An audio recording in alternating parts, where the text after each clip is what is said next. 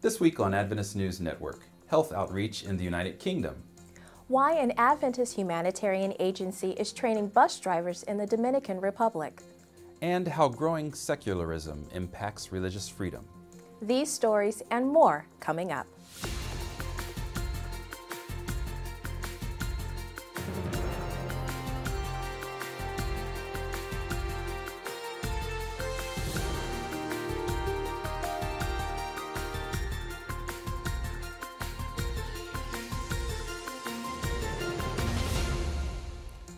This is Adventist News Network, a service of the Seventh-day Adventist World Church. Thanks for joining us this week. We begin this week with health outreach in the United Kingdom.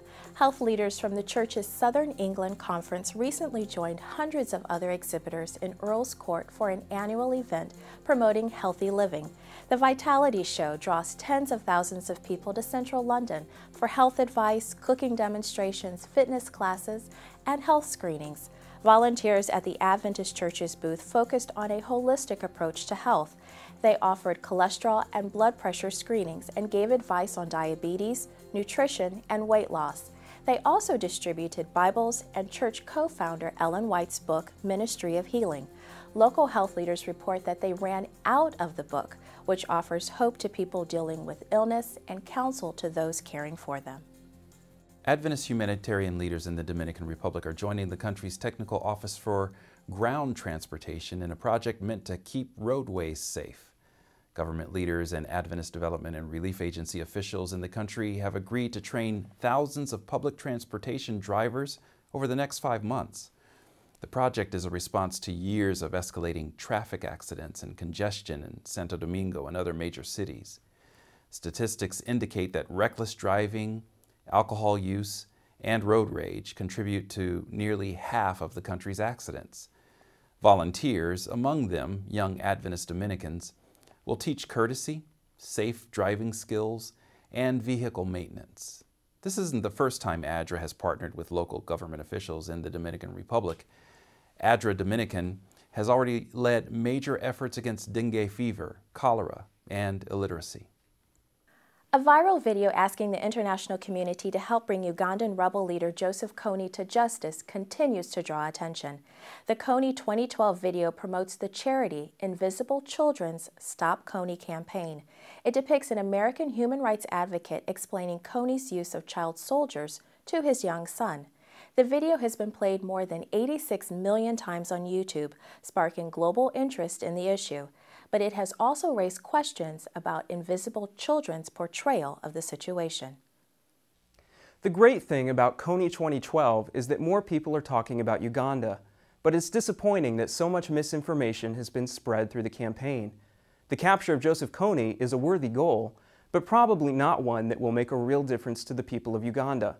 There's nothing wrong with joining your friends in a popular activist campaign, but I'd like to encourage each of you to educate yourselves about the real issues in Uganda, things like education and job creation in the wake of decades of war. Then, if you want to do more, find development organizations working on the ground in Uganda and get involved with the issues that will truly help propel Ugandans into a brighter future. Children's ministries leaders in Croatia say a recent seminar for Adventist teachers and volunteers who work with children has raised awareness of child sexual abuse in the country. Presenters at the seminar in Zagreb reminded an audience of dozens of teachers that the church is not immune to misconduct. Presenters also coached teachers in recognizing and reporting abuse and teaching children to identify inappropriate behavior. Teachers left with copies of Even in God's Name, a booklet on sexual abuse in Christian homes published by the church in Trans-Europe. A recent evangelism series on biblical prophecy has led dozens of people in the U.S. state of Alabama to join the Adventist Church. The 7-week Ancient Discovery series, presented by veteran Adventist evangelist Mark Finley, was held in the city of Mobile and sponsored by the church's official television network, Hope Channel. Nightly audiences learned how Bible prophecy can unlock the future. Finley traced the history of places like Egypt, Iraq, and Israel to draw lessons for modern audiences. Adventist religious liberty advocates are gearing up this month for the 7th World Congress for Religious Freedom. The three-day event begins April 24 and is expected to draw hundreds of government officials, religious leaders, scholars, and religious liberty advocates to Punta Cana, Dominican Republic. This year's Congress will explore the relationship between secularism and religious freedom. Earlier today, I sat down with John Gratz to learn more. John, thanks so much for being here today. Pleasure to be with you, Garrett. Now, the term secularism is not a new term to us, but we've been hearing the term radical secularism lately. What is that all about? Radical secularism is like ideological secularism, is when secularism really attacks directly religious values, and when it sometimes receives the support of the government, of the power of the government to attack religious values, and especially Christian values. Now, the Seventh-day Adventist Church has long been an advocate for religious freedom, not just for Seventh-day Adventists, but for people of all faiths, and even we fought for people to have the right to not express any particular faith. Why is this important? Yeah, because we believe that God gave us the freedom to choose. Religious freedom for us is a gift from God, not just to those who believe in Him, but to everyone, to every human being. It has given at the creation, and also it's human rights. When we are defending religious freedom, we are on the side of human rights. It's a freedom of conscience, and it's the beautiful things we can propose to the country, because when you have religious freedom, you have prosperity and peace in countries.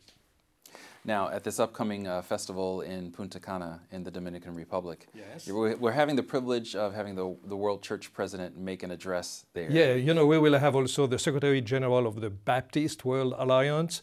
We will have also the Secretary General of the Mennonite World Conference, who is also the Secretary General of the Global Christian Forum. He will represent 2 billion Christians. But it's true, the President, Ted Wilson, will be with us, and he will give a great speech about religious freedom. Is this a way of raising the bar and the visibility of religious Absolutely. freedom? He wants to show really that religious freedom is part of our DNA as Adventists, and he wants to promote and to help us to promote it. Is it still too late for people to come to Punta Cana? No, they can call us. It's I should not say too late. It's never too late. Very good, very good. So we'll look forward to. But we have already more than 800 participants. Is there a website where they can get information? Yeah, the website, www.irla.org.